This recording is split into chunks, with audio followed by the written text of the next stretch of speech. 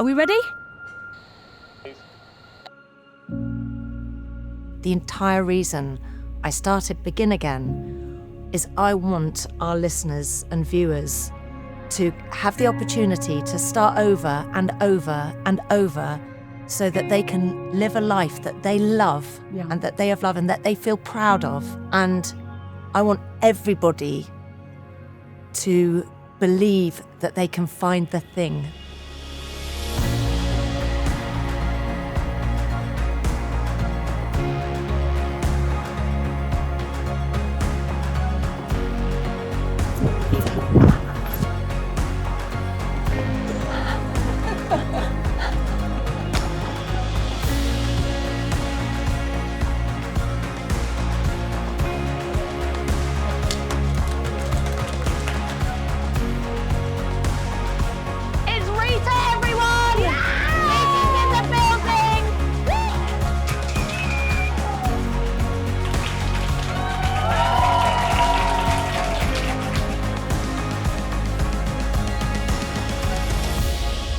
Believe it, 1 whole year of Begin Again. Over the past 12 months, we've had the honour of sitting down with some really incredible guests, people who've taught us how to start over, how to move when we feel really stuck, and how to find light when things feel dark or uncertain.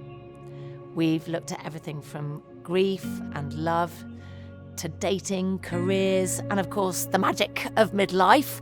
And for this very special episode, we thought we'd give you something back, because none of this would have been possible without your support, your shares, your comments, and most powerfully, your own Begin Again stories. So thank you so much for those. Honestly, you've moved us so much just time and time again, and we really, really love you. So today, as a little treat, we've put together a guide of the most unforgettable advice, wisdom, and golden nuggets that we've been gifted over the past year. One of the very first conversations we had was on a topic that's as beautiful as it is complicated, and that's love. And very few people speak to that better than Paul C. Brunson. He helped us reframe dating in a way, and especially in midlife, not as a compromise, but as a chance to connect more deeply than ever before.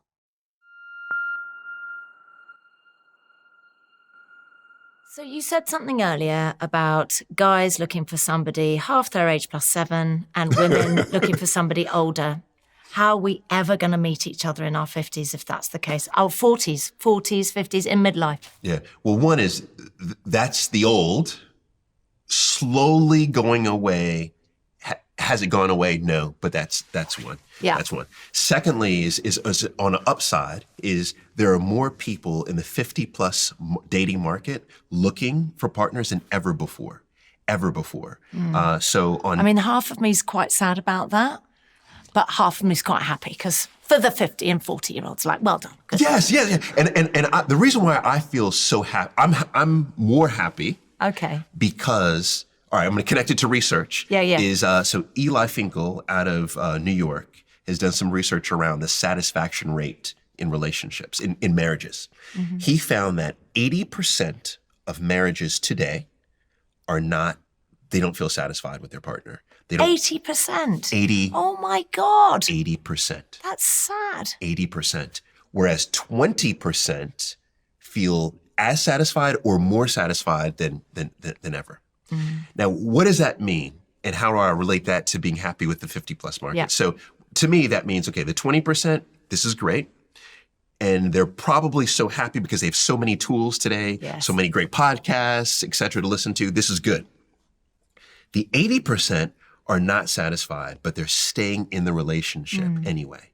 So when I see people break away from that relationship, typically I'm happy. What I'm really sad about are those that stay. You know, it's one thing to be alone, but it's another thing to be in a relationship and still feel alone. That is just incredibly sad. So if you are 50 plus single, sexy out here, I'm like, okay, yes, you go get yours now. You go get yours.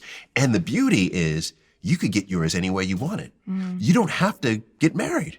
You can have a committed relationship.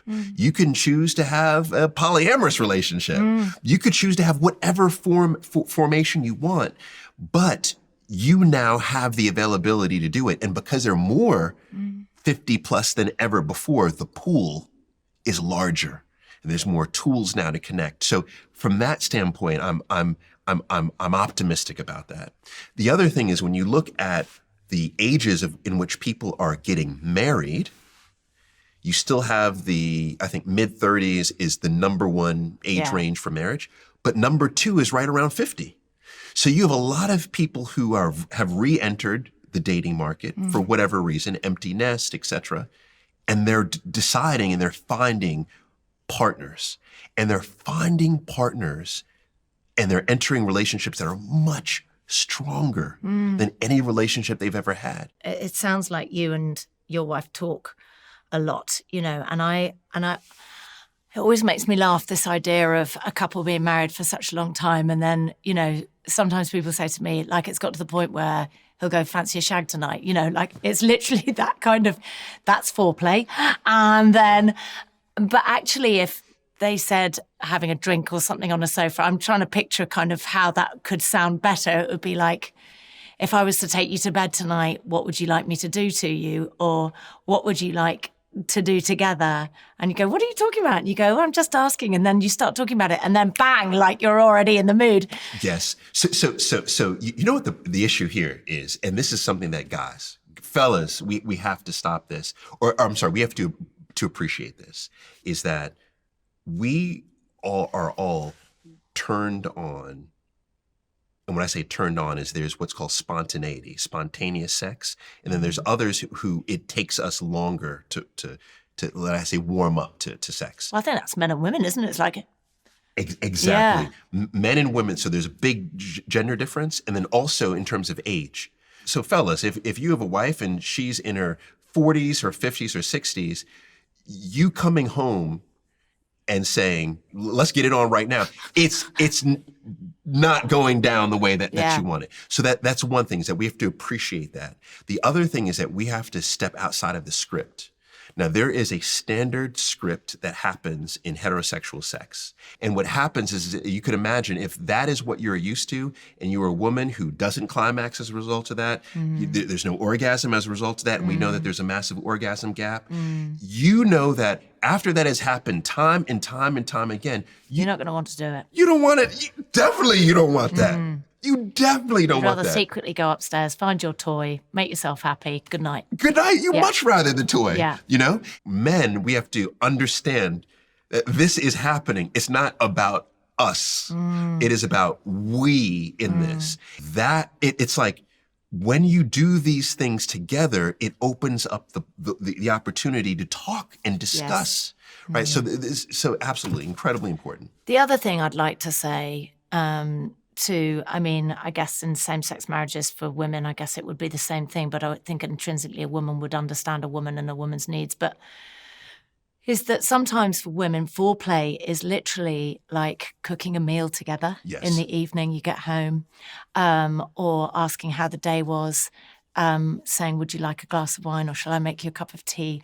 That is foreplay, because if you've had an evening where you've not communicated at all, you get into bed and you go, right, let's... even if you're not saying like fancy a shag, but the hand goes on the back, you think, I know what this means. I know, I see that play out so many times, that actually the whole evening is foreplay. If you think that you want sex, like warm us up, it's like that's so important. What I say is that foreplay begins the moment that sex is ended. That's really where it begins. You are so right. Because for the next time, right? For the next time, absolutely. Yes, Paul. This is it. This is it. That's. Oh my God, that is so good. That's where it begins. That's actually made me feel amazing. Like, I just think that is actually it. How nice would that be for so many women if suddenly, like, the guys were behaving as if, even if it was coming in 2 or 3 days' time, it's like, I'm going to start right now. Paul's advice just lands, doesn't it? And I love that bit about foreplay. So good. He doesn't overcomplicate things, and he really helps us see love with fresh eyes, especially when we think we've seen it all already. Now, speaking of love, we've got to talk about sex. One of my all-time favourite guests, and I know so many of you would agree, was the one and only Cindy Gallop. She lit a fire in all of our bellies, showing us how to unlock our truest selves through sexual confidence and honesty. What I'm talking about is identifying your core values. And okay, so in life, not just around sex. No. Okay, in life, yeah. But I'll come on to how that applies to sex. Because when you do that, I mean, first of all, that makes life so much easier. Life still throws you all the shit it always will, but you know exactly how to respond to that shit in any given situation in a way that is true to you. Yes. And that really is the secret of happiness. Living your life, working your work in a way that is always true to your values. Mm. And when you do that, when you know you're being true to yourself, you do not care what anybody else thinks. That gives you confidence because you know you're always being true to you. Cindy, hold my hands again. Wait. I've just had a feeling. Oh my God, I feel like I'm going to cry. Sorry. Oh my gosh. It's amazing. I'll tell you why. I think what you're describing is somebody genuinely being themselves. Absolutely. And that how there's something... My partner became Michael last year. Mm. I think I saw it happen. We were at a party. Yeah. And something happened and I looked at him and I was like, oh, wow, look how happy. He was kind of throwing some shapes. He was doing this thing and I was like, oh my God, he's so free. Yep. And I had a lot going on last year. Mm.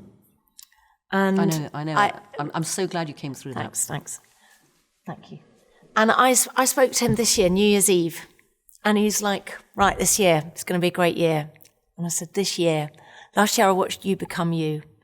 And I said, this year, I'd love to really become you. Because part of me's always been a people pleaser. Right. Which is slightly doing things that other people want me to do or expect me to do. Yeah, get over that. Yes, but do you know what I mean? Fuck that shit. Yes, and from that, not letting go. Yeah. And I've had a couple of revelations already in January that have been absolutely amazing. And what you're describing there, setting out your values, what it did was it made me feel the possibility of really, that's what it spoke to me about. That's what I felt you were telling me. Good. Wow. Good. Okay, I'm okay. I've swallowed it. Good. I haven't cried. Let's crack on. Good. Okay. Because there's a second very important part to this. So I designed my business, Make Love Not Porn, around all my personal beliefs and philosophies. One of which is, as I've just said, that everything in life starts with you and your values. So I regularly ask people this question: what are your sexual values? And nobody can ever answer me because we're not taught to think like that. Yeah. Our parents bring us up to have good manners, a work ethic, sense of responsibility, accountability. Nobody ever brings us up to behave well in bed. But they should, because in bed, values like empathy, sensitivity, generosity, kindness, honesty, trust, respect are as important as those values are in every other area of our lives where we're actually taught to exercise them. And so, this is a concept of good sexual values that we're pioneering at Make Love Not Porn, because, as I say, it is bizarrely alien to the world and to popular culture. But it's simply about being yourself across every area of your life and your experience, including your sex life.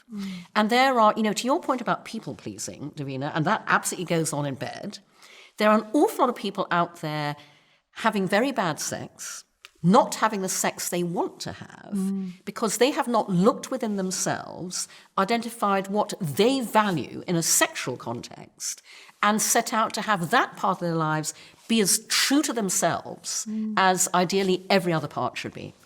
I think what's interesting when you think about that is that there are so many different aspects to sex that for some people would be 100% acceptable.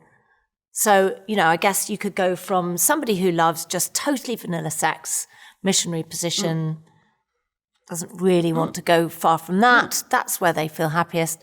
To somebody who's loves all the different positions, to somebody who is into BDSM.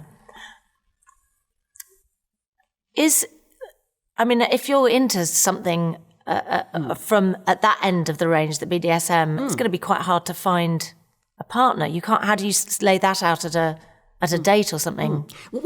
So that's the really interesting point, Davina, because actually it's not hard to find a partner, because you can absolutely go to websites like FetLife or Field, to give just a couple of examples, which are specifically for people who want to explore, kink, BDSM, threesomes, etc. But I think the much more interesting thing to reflect on is precisely the question you've just asked, which is, for example, on a first date, we are really happy going, oh yeah, I like Thai food, or I love vacationing in France, okay?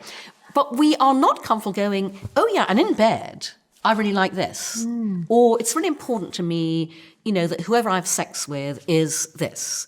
And I mean, this is, something that I and many other people, equally with sex positive ventures and causes, are all trying to make happen, which is make it as easy to talk openly and honestly about ourselves sexually as we do, again, with any other aspect of what we are into or what we're not into. And equally, by the way, you've discovered you like Thai food because you actually were brave enough to go to the local Thai and try it. Then you might have gone, wow, I love this, I'm going to go on vacation to Bangkok. And, so you explored. But again, a lot of people do not do that sexually and don't feel able to do that, because this is absolutely the universal area of human experience we're all most engaged with, most fascinated by, and most fucked up about. And that means that you may never find out what you really, really enjoy because you're going, oh, it's kinky, or, oh my God, I can't possibly do that. And again, everyone should feel free to explore or not as they wish. I think so many of us absolutely adored Cindy because she gave us permission to be a bit curious, unapologetic, empowered, no matter what our age or experience is. Anyway, now something that I found deeply personal on this journey, and he's just amazing on talking about resetting, rewiring, just changing the way that we see life. And he just does it so brilliantly. It's Robin Sharma. He reminded us that we get to choose how we start each day and how we carry ourselves through it. We're born into genius, and too many good souls get resigned into ordinary. When we're little kids, we don't hate. When we're little kids, we have a sparkle in our eye. When we're little kids, we love doing our art. When we're little kids, we are possibilitarians. And then we do get it knocked out of us. We are taught to think like everyone else. I mean, we don't celebrate the free thinkers, but I think free thinking in this world we live in is a radical act versus, groupthink. But why do we get to 40, 50, or 60 and then start waking up again? I believe it's because we start to connect with our mortality. Right. When we're 20 years old, we have a huge runway. We're never going to die is what we think. When we reach the halftime point of our life and when we start thinking about beginning again, we realize the shortness of life. And one of my favorite acronyms is KDC, keep death close. KDC, keep death close. And I have a morning protocol. And part of that protocol is asking myself a question, what needs to be said at the end? Yes, and because there are 5 things, right? You wake up in the morning. Amazing. And that's the last one. Right. So tell me, what do you mean by that? That was going to be one of my questions too. It's weird that, well, there's nothing weird. This is completely as it's supposed to be. What does that mean? So the tool is the 5, just to be of service to your many viewers and listeners. The protocol as part of the morning routine is called the 5-question morning maximizer. And these are 5 questions to ask yourself each morning, and then just write a paragraph or 2 in your journal. And my clients have found it really valuable to be happier and more focused and more alive in their days. So the first question is, what am I grateful for?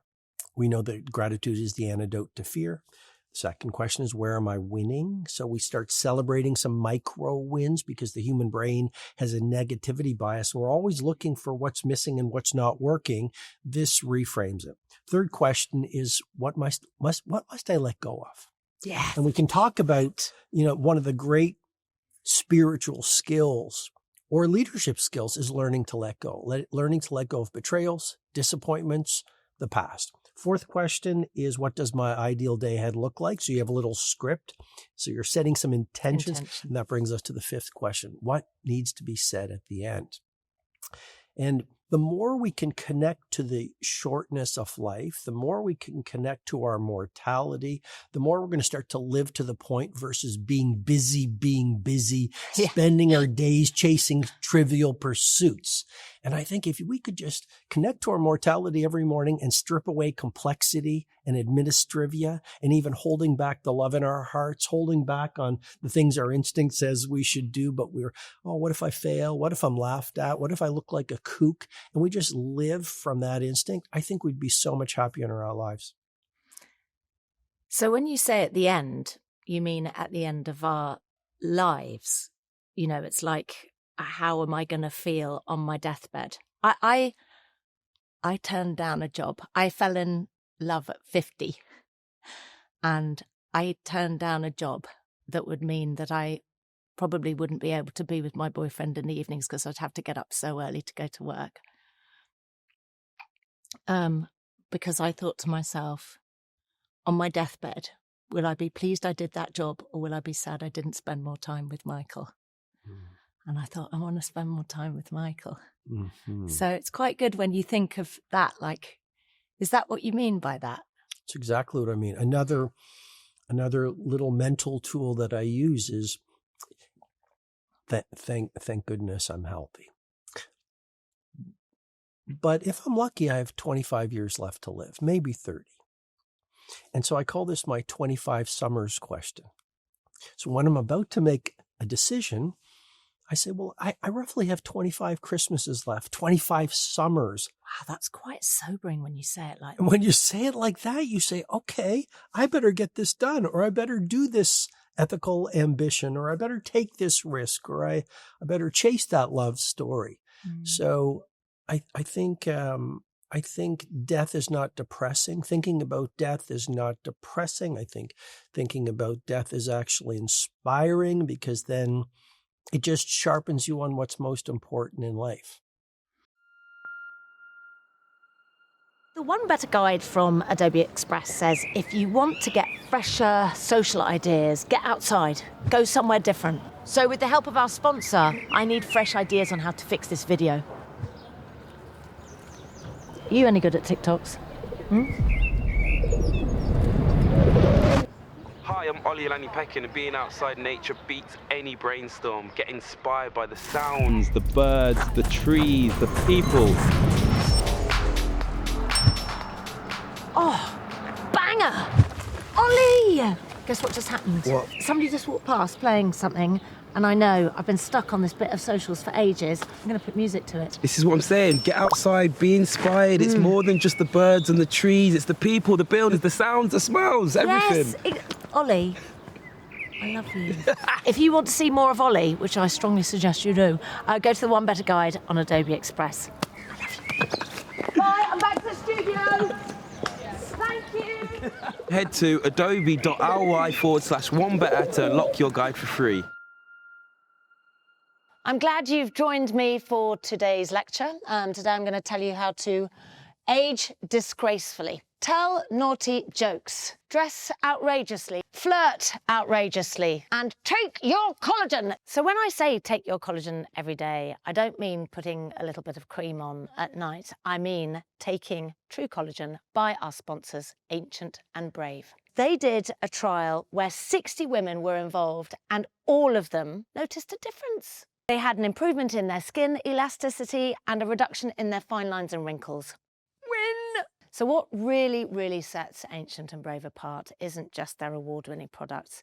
It is their absolute commitment to sustainability. They're a B Corp and proud members of 1% for the Planet. So that means that 1% of their profits, which in fact they've just upped to 2%, goes to helping environmental causes.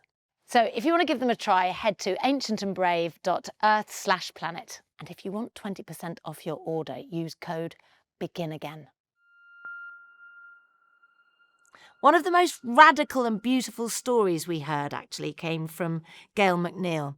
She made the decision to give away everything she owned to find more meaning, more clarity, more peace.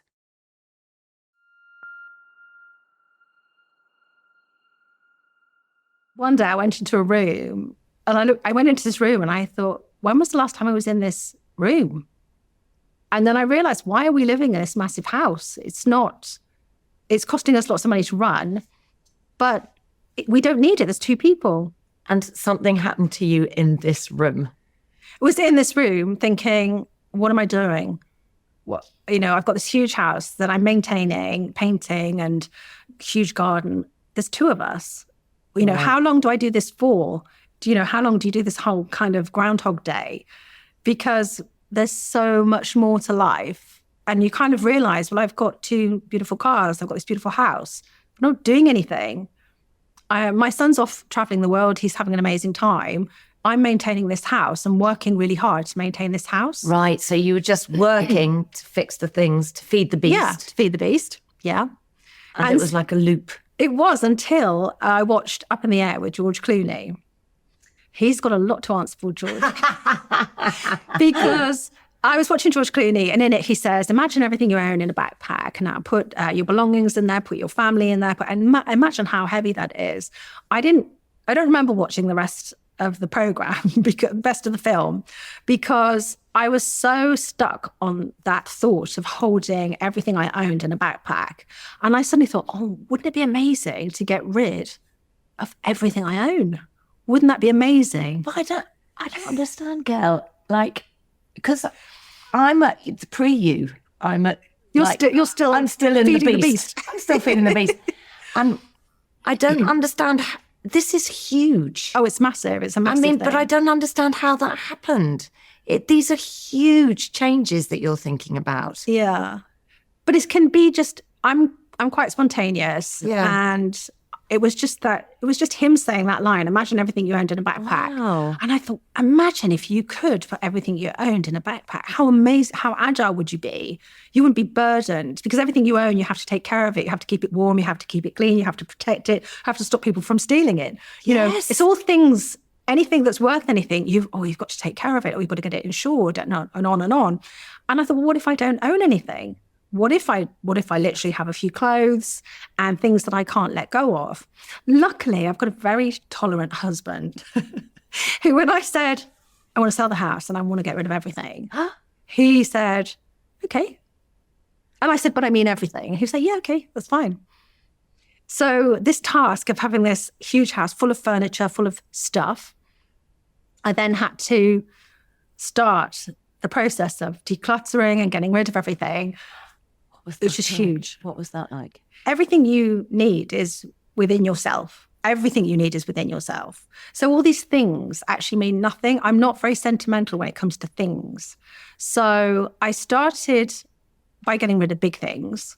But then, I would have loved it if everything would have gone in a backpack. But sadly, with documents and pieces of paper and bits and bobs, we ended up with 10 boxes. 10 boxes. 10 boxes. Your whole life was in 10 boxes? Yeah. Well, I want to shake your hand for that.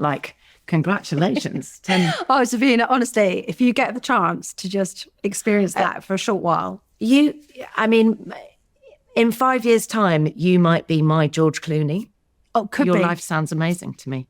But it is now, but in a different way. So when I had my lovely sports car, my lovely four-wheel drive, and I was just like, oh my God, this, you're excited about achieving it. I thought, I can get this amazing car. But when you get the car, Yeah. You drive it for an hour and you're like, oh, it's actually just a car. And so they're actually, like you said, they become a prison, they become a stress. And I remember when I had one of my biggest paychecks and I had everything I ever wanted, my first thought was, how can I get out of this situation? How can I stop wanting more? How can I not have this big house? How can I not have these cars? And how can I be happy? One of the things that I felt about your period of needing more was a feeling of control, like controlling, I need this, I've got to control that, and that actually what you did was just a massive let go. Yeah. Did it feel like that to you? Maybe control, but I think I was just so driven to be successful. I don't know why I was driven to be so successful, but it was just this burning urge to be successful and to have everything I'd ever dreamt of. And then when I did let go, I really let go. I let go of everything I'd ever wanted. I thought I wanted, but it was not what I needed. We all want these things, don't we? But at the end of the day, do we need them? You don't need a lot to be happy. So when I let go of all these things, every time something left the house, I felt this amazing feeling of freedom.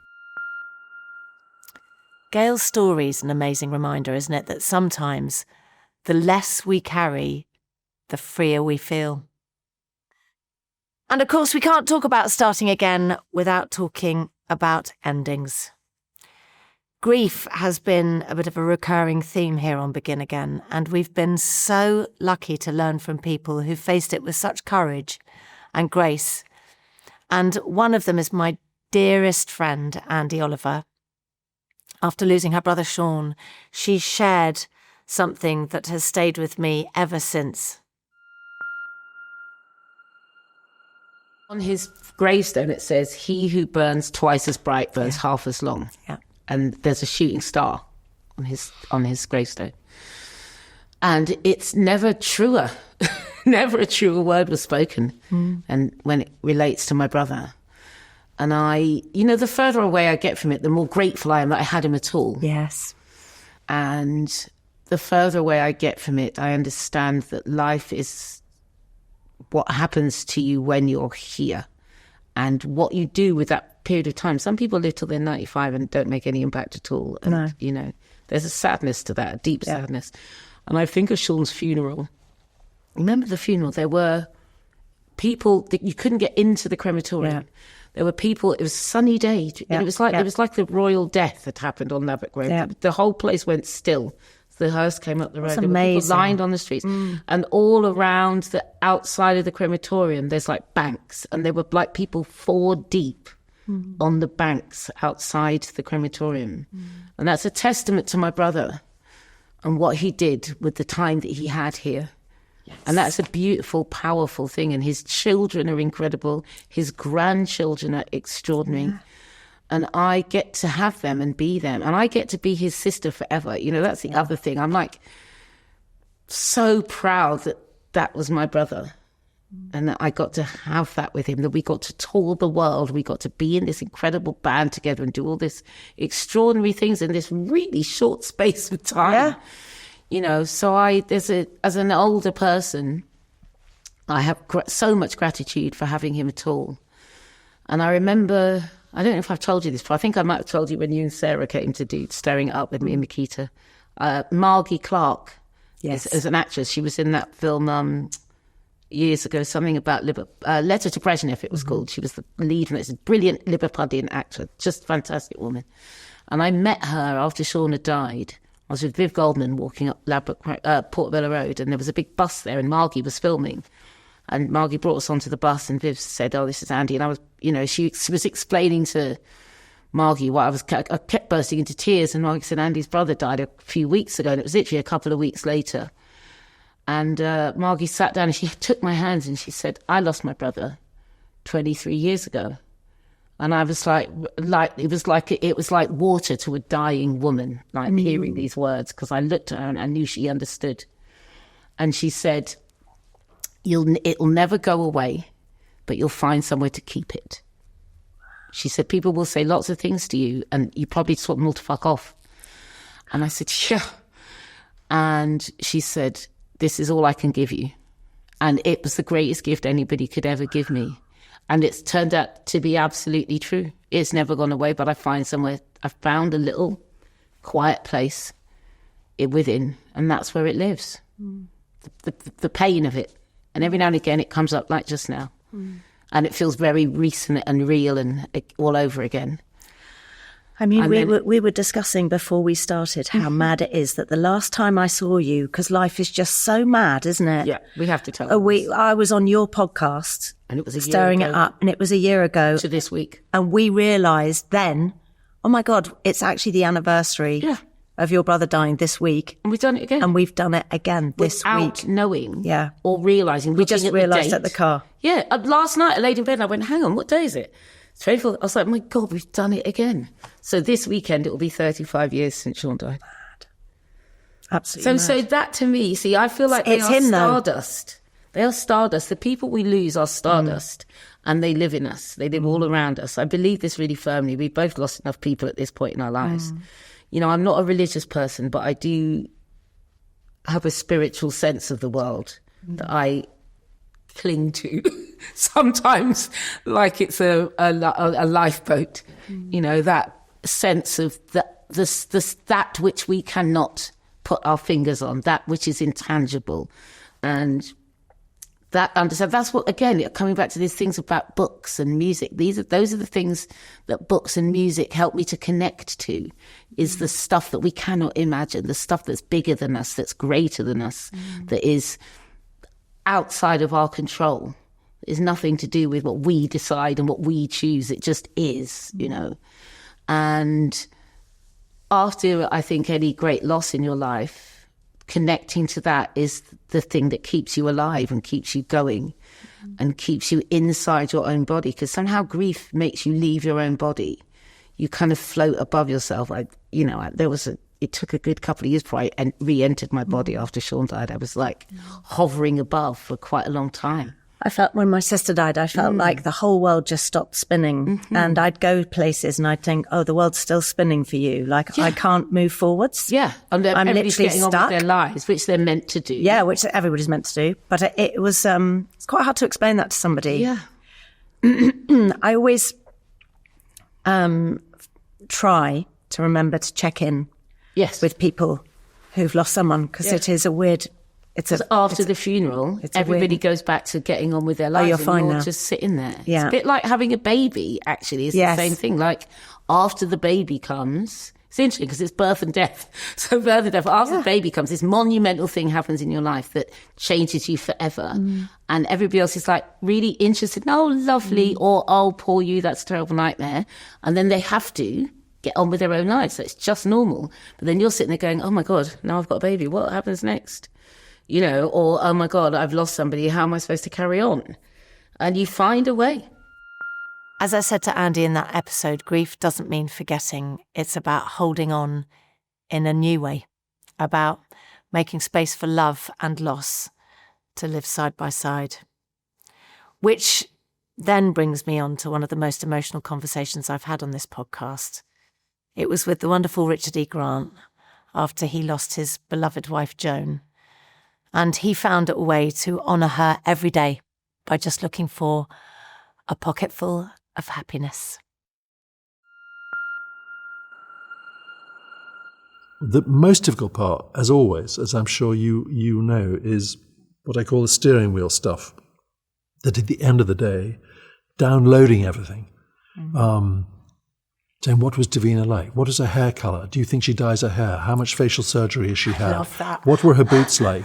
How long did it take you to get to the East End? 4 years. All of that stuff that you just talk about during the day, or your observation of it, not being able to tell the other person anymore. I thought, wow, this is like a sort of Grand Canyon of, it's a bottomless hole. And in exactly the same way that I started keeping a diary when I was 10 and have continued to do so, I now write to Joan every night. And I have no, woolly spiritual delusion that she's hearing this or that I'm going to get a response. But I know in writing to her, it somehow makes, it keeps the connection going. Because I know what her response would be. Do you write Dear Joan? Yeah. Do you? So I write emails to her. I mean, I write it in email form that in a diary, but, Dear Joan, and today this happened. This would really have amused you. I think we should do this. So it's somehow, it makes it feel like that person is still there. It's an ongoing conversation. Sorry, I interrupted you. No, Sorry about that. don't. Do you not feel that she's still there? No. She's gone. Yeah. I mean, she's inside me and in my daughter and in the memory of our friends. And I've got photographs of her around the house, but I don't. My father was unequivocal about saying that heaven and hell are human concepts, and everything is the here and now. We only have one life. Nobody's come back. And I haven't been able to find a better theory than that. So I take great comfort from the fact that it is, her life has been completed in the same way that all the other people that I know and have never come back. So I have no, I'd like to have had faith that somehow when you die, I'm going to see all the pets and the people that I've loved in some other space, but I don't have any delusion that is going to take place. And I find that reassuring. So are you reassured now about the end of your life? Yeah. And she said to me, would I bury her ashes underneath a cherry tree that we've got in this cottage in Gloucestershire? And that's the one thing that I have not been able to do. I've still got her ashes in the box that they came in. They're your sister. I can't bring myself to do that. And, I know that people said, well, that's her last wish, but it might not be her actual ashes. I said, that doesn't really matter. It's just, that is the last thing that I have of her physically. And I just can't bring myself to do that because I think, well, if I sell this house or if there's a rainstorm and the mud, illogical stuff. So I think just better to keep this in the box. I don't think it's illogical at all. Well, she asked that they be, buried in the garden next to the cherry tree. I understand you saying if there's rain or if we sell, then she's left there. Yeah. And but that's not practical. It's just an emotional, thing. So. Still stopping you from doing that, isn't it? Sentimental, oldfool.com. Yeah. I do really understand that. Yeah. Richard. Davina. I just quickly want to ask you, Pocket Full of Happiness. Yes. Where are you going to find that today? I've already found it. Great. So I was really hoping you were going to say that. I was like, please let me be Richard's Pocket Full of Happiness for today. You are. You are. I want to be teacher's pet or anything, but it's nice. You are. I'm very happy. Cheers. Cheers. And you don't drink either. That's another commonality that we have. Yeah, well, I basically am. I mean, if I did, I'd be streaking around here. So, it would be a disaster. They'd all think it was very funny, but it would be a disaster for my career. Yeah, would be. Yeah, that's what my mum used to do. She used to walk around and flash people, and I'd look, and she'd be naked underneath her coat. Put the minge away. Put it away, mother. Yes. This year has been an incredible journey I will never forget. We've laughed, we've cried, we've grown together, and the best part is we're just getting started. We've got an incredible lineup ahead of guests who are going to inspire, comfort, challenge, and keep us evolving. And I just want to say thank you, actually, also to the whole team, because I've been on quite a massive personal journey. And coming here every week has at times kept me sane. And it's meant a lot. Like, this podcast has saved me. I've begun again. So I just want to thank all of the team from the bottom of my heart, and thank you. I started Begin Again because I believed, and I strongly believe still, in second chances. And I love you, all my gang, and I love you, and I love our guests. But thank you, because something has grown out of this, and I'm so proud of it. And I feel very privileged to be able to be here in this seat. If you haven't already, it would mean the world to us if you like and subscribe and share the love. And as always, we'll see you next week. Love you. You can make me cry.